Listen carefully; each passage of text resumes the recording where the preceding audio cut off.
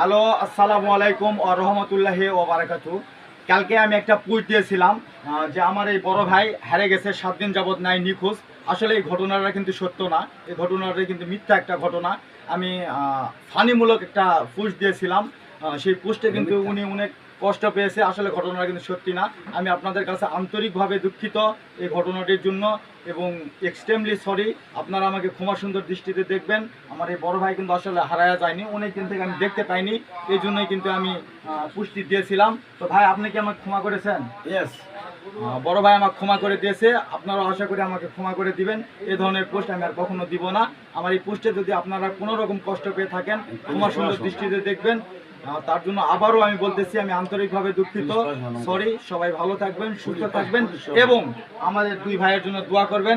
আমরা সারা জীবন যেন এভাবে একসঙ্গে থাকতে পারি। ধন্যবাদ সবাইকে, সবাই ভালো থাকবেন, সবার সুস্বাস্থ্য ও দীর্ঘায়ু কামনা করে আজকের ভিডিওটি এখানে শেষ করছি। আসসালামু আলাইকুম ওয়া রাহমাতুল্লাহি ওয়া বারাকাতুহু।